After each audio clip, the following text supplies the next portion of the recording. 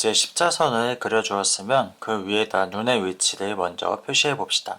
이렇게 반측면이라면 잘 보이는 쪽 눈, 그러니까 더 가깝게 있는 눈을 기준으로 표시해 볼게요.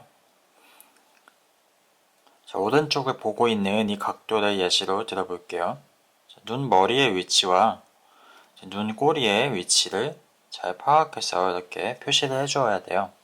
그래서 이거를 그대로 옆에다가 옮긴다고 생각을 하시면 되는데, 이렇게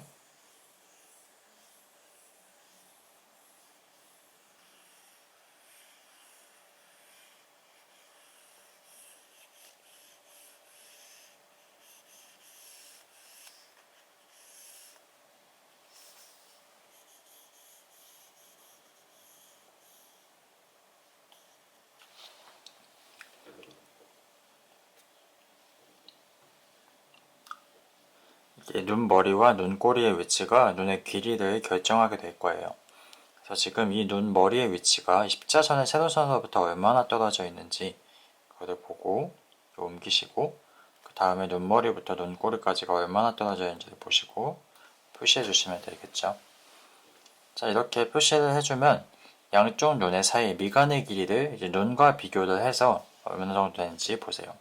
여기서 이 눈머리, 이쪽 눈머리 부분, 지금 코에 가려져 있다면 보이는 데까지만 하시면 돼요. 자, 이 눈머리와 이 눈머리의 사이 길이가 이 눈 길이와 비교했을 때 하나가 더 들어갈 정도가 되죠. 그러면 이제 여기에 눈머리가, 반대쪽 눈머리가 위치를 하는 게 보이시죠? 그럼 이게 이제 미간의 길이가 되겠죠. 자, 보통은 이 미간의 눈 길이가 하나 정도 들어가거나 크게 벗어나지 않아요. 눈 사이를 지나치게 멀거나 좁게 하면 인상이 예민하거나 흐릿해 보일 수 있어요. 자, 그리고 각도에 따라서 양 눈의 높이도 조금 다를 거예요. 자, 우리는 보통 사람의 눈높이가 양쪽 눈이 같은 높이에 있다고 착각하게 되어요. 그러나 각도에 따라서 눈의 높이가 꼭 달라지기 마련이니 그 높이를 잘 파악해야 돼요. 자, 예를 들면 여기서는 지금 고개를 옆쪽으로 틀기만 했기 때문에 눈높이는 변하지 않아요. 가로선이 직선이라 그런 거죠.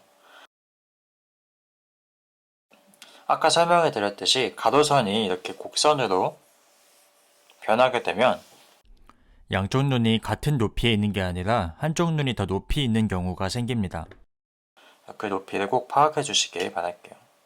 그 다음엔 코를 표시해 줄 텐데, 코의 높이, 길이, 너비에 따라서 인상이 되게 많이 달라지기 때문에 이것도 역시 저는 눈과 비교해 가면서 잡아주는 편이에요. 콧대의 높이는 보통 이 눈의 높이에서 가로선의 위치에서 크게 벗어나지 않고 시작을 하는데, 코가 아무리 낮은 사람이라고 하더라도 이 콧대가 이 가로선으로부터 막 크게 벗어나 아랫부분에 여기서부터 코가 나오지 않는다는 거죠. 마찬가지로 콧대가 아무리 높은 사람이라고 하더라도 눈썹뼈보다 높이서부터 시작하는 사람은 거의 없습니다. 그래서 콧대의 시작점은 거의 이 가로선과 세로선의 중앙 지점, 이쯤에서 거의 시작을 하신다고 생각을 하시면 돼요. 물론 동양인의 경우는 눈썹 쪽에서 이렇게 눈썹뼈에 굴곡이 타고 들어가고 콧대가 나오는 경우가 많고, 서양인은 이 눈썹 부분에서 콧대가 바로 이렇게 시작되는 경우가 많아요. 자, 그리고 이렇게 반측면과 측면의 경우에는 콧대의 각도를 잘 잡아줘야 되는데, 이 콧대의 시작점, 이 시작점과 코의 길이, 그리고 코끝의 위치만 파악을 하면 그걸 토대로 이 각도를 잡아줄 수가 있어요. 자, 콧대의 시작점으로부터 여기 십자선의 중앙이라고 할게요. 코의 길이는 보통 이 눈 길이를 세로로 이렇게 눕혔을 때 그 길이에서 엄청나게 막 벗어나지 않아요. 여기서 눈 길이가 막 두 개가 가고 여기서까지 코가 긴 경우는 이제 거의 없다는 거죠. 바꿔 말하면 그림을 그리고 난 후에 코가 이 눈 길이를 눕혔을 때 혹은 눈 높이를 가지고 쟀을 때 너무 길게 그려지지 않는지 검사할 수 있다는 거예요. 코끝의 위치는 가까이 위치한 이 눈으로부터 비교해주면 돼요. 지금 이 그림에서는 눈 중간 부분을 세로로 그었을 때 코끝이 위치해 있죠. 콧대가 높거나 얼굴이 더 틀어져 있으면 더 바깥쪽이겠죠. 그러면 이제 이렇게 삼각형의 조건이 충족되는 거거든요. 그래서 이 길이를 알고 두 지점을 알면 각도가 생기는 거죠. 그렇게 해서 코의 각도를 잡아주면 됩니다. 그리고 이제 코가 길면 길수록 노안으로 보일 수가 있으니 조금 그림을 어려 보이는 인상으로 그리시고 싶다면 사진보다 코를 조금 짧게 그리는 것도 괜찮을 거예요. 자, 그리고 콧구멍의 너비와 콧볼의 너비도 대략 보시게 될 텐데, 콧구멍은 정면에서 봤을 때 양쪽 구멍 사이에 콧구멍이 하나가 들어갈 정도가 된다고 생각하시면 좋아요. 콧구멍 사이가 이렇게 너무 좁아도 이 사이가 콧대의 높이라고 생각을 하기 때문에 되게 콧대가 날카롭다 혹은 콧대가 없고 해리포터에 나오는 볼드모트 같은 코처럼 생각을 하게 될 수 있어요. 그래서 이 콧구멍 사이는 보통 콧구멍 하나가 들어갈 정도다 라고 생각을 하시면 좋습니다. 자, 그리고 콧볼의 경우는 반측면의 경우 그 콧볼의 끝이 눈으로부터 세로선을 이렇게 그었을 때, 눈 머리로부터 세로선을 그었을 때 어느 위치에 있는지를 보시면 돼요. 콧볼이 눈머리보다 안쪽에 있는지 바깥쪽에 있는지를 비교해 보시면서 콧볼의 너비를 잡아주시면 됩니다. 자, 그래서 이 눈의 눈머리가 아니라 눈의 중간을 이렇게 벗어나게 그려졌다면, 콧볼이 막 여기까지 그려졌다면 콧볼이 되게 넓게 그려진 거나 이 콧대를 낮게 잡았거나 콧구멍이 넓거나이니 벗어나지 않게 그려졌는지 잘 확인해 주세요. 그 다음엔 인중의 길이와 입의 위치를 대략 잡아줄 거예요. 자, 인중의 길이 역시도 저는 코나 눈을 가지고 비례해서 표시해 주는데, 이 눈 높이를 가지고 눈높이에 비해서 어느 정도인지를 비교를 해주거나 혹은 코의 길이에 비교했을 때 어느 정도의 비율인지를 보는 거죠. 자, 그리고 입은 양끝과 중간, 입술의 이게 위 아랫 부분을 표시해 줄게요. 그래서 이 중간 부분은 세로선에 위치하게 되니 그 세로선 상에 중간 부분이 있다 생각하시면 되고, 반측면이라면 이쪽 입술 끝이 이쪽 입술 끝보다 당연히 가깝게 있겠죠. 이렇게 잡아주시면 되고, 입술 너비도 인중에 잡았다면 인중 길이로부터 비교해 주시면 됩니다.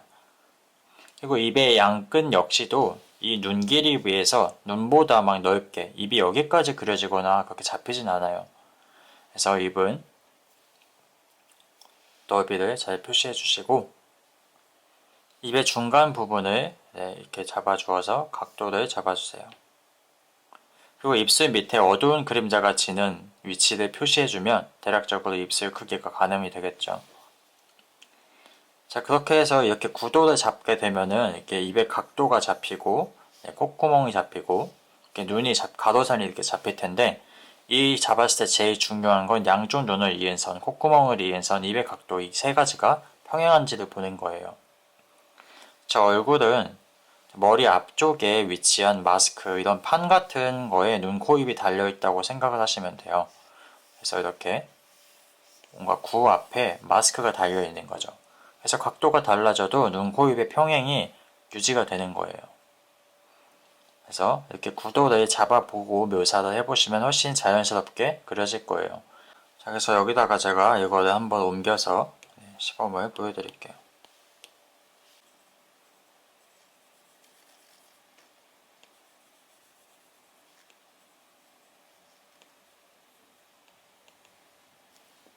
자, 레이어를 하나 더 추가해서 보여드릴게요.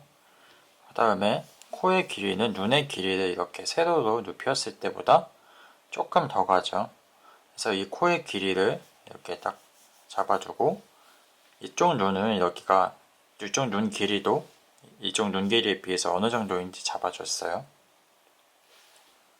그 다음에 이 눈 길이로부터 코끝이 어느 정도에 위치하는지, 이쯤에 코끝이 위치한다고 보이는데, 이 코끝의 위치와 이 코의 밑부분과 시작점이 잡혔으니 이렇게 그어서 코를 만들어줄 수가 있겠죠. 그 다음에 이제 인중의 길이를 볼 텐데, 인중의 길이는 이제 저는 눈 길이로부터 비교를 했을 때 눈 길이를 세로로 눕혔을 때보다 인중이 조금 더 짧아요. 눈 길이를 세로로 눕혔을 때의 길이를 이 정도라고 하면, 이 정도라고 하면 그거보다 짧게 인중이 이쯤까지 오는 것 같아요. 그리고 여기서 입의 양끝 쪽도 이제 눈 길이로부터 비교를 하는 거죠. 이쪽 끝의 위치는 눈머리보다 조금 왼쪽으로 가 있죠. 그래서 눈머리보다 살짝 왼쪽에 이쪽에 입술 끝이, 입 끝이 위치하고, 여기도 이 입 끝이 이 눈으로부터 어느 선상에 위치하는지를 봤을 때 이렇게 위치를 하게 됩니다. 그 다음에 이제 인중으로부터 이 윗입술의 길이도 인중 길이랑 비교했을 때 이 정도의 길이가 되니까 여기부터가 이제 입이 그려진다고 생각을 하면 되는 거죠. 이렇게 입이 있고, 그 다음에 입술의 너비, 윗입술에 비해서 아랫입술이 조금 더 넓죠. 그것도 역시 윗입술에 비교했을 때 이 정도니까 이렇게 잡아보시면 돼요. 그 다음에 턱의 길이는 이 두상을 잘 잡았다면, 이 구도를 잘 잡았다면 이 끝이 턱의 길이가 될 거고, 그게 아니라면 이제 입으로부터 이 길이를 비교해도 돼요. 입의 길이에 비해서 턱의 길이가 어느 정도인지.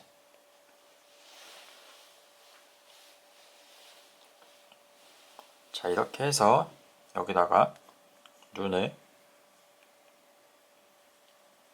그리고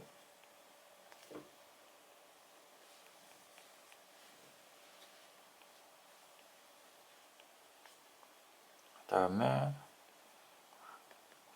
반대쪽 눈도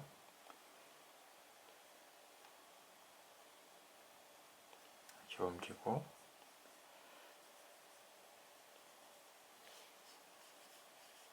눈썹도 이제 눈으로부터 거리가 어느 정도 되는지 파악해 보시면 돼요.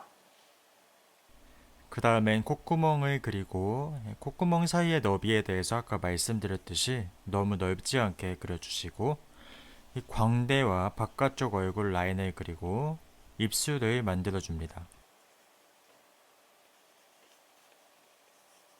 그리고 턱으로 이어지는 부분을 그려주면 되는데, 이 얼굴 바깥쪽 라인을 잘 그려줘야 인물이 정확하게 그려질 수가 있어요.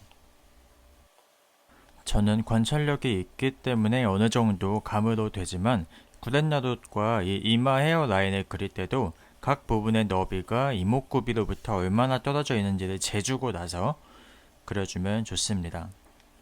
귀의 크기는 고개를 숙이거나 들지 않았을 때 보통 눈쯤에서 시작하고 코쯤에서 끝나는 경우가 많습니다. 물론 귓볼이 크거나 사람마다의 조금씩 특징이 있어서 다르겠죠. 턱과 목을 두상에 맞추어서 좀 그리고, 이 뒷머리 부분은 두상을 잡았을 때 포함이 안 됐어서 추가적으로 그려줍니다. 이렇게 보고 구도를 맞춰서 그려서 옮겨 보았어요.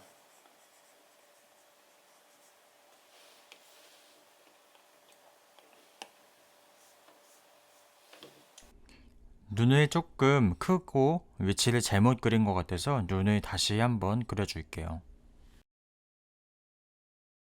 지금 너무 어렵게 느껴지시고 겁먹은 분도 계실 거예요. 지금 이 구도를 잡고 눈대중으로 그리는 방법은 사실 조금 어려운 방법이에요. 챕터 3에서 그렸던 방법들과는 달리 이거는 아이패드가 아닌 종이에서도 얼굴을 어떻게 하면 비슷하게 그릴 수 있을지를 연구한 방법인 거죠. 그래서 앞으로 그림을 진행할 때 이 방법을 계속해서 사용할 것은 아니에요. 여러분이 앞서 행했던 챕터 3을 충분히 연습을 하시고 난 후에야 이 방법이 어렴풋이 감이 잡히실 거예요. 물론 이 방법이 조금 손에 맞는다 하신 분은 이 방법으로 스케치를 해주셔도 좋겠죠. 이렇게 해서 이번 시간엔 목측으로 구도를 잡는 방법에 대해 설명해 드렸습니다. 이건 사진과 똑같은 크기가 아니라 다른 크기로 그릴 때 사용하기에 좋은 방법이에요. 다음 시간부터는 이제 묘사에 들어가는데 눈을 묘사하는 방법에 대해서 먼저 설명해 드릴 거예요. 그럼 다음 시간에 뵙겠습니다.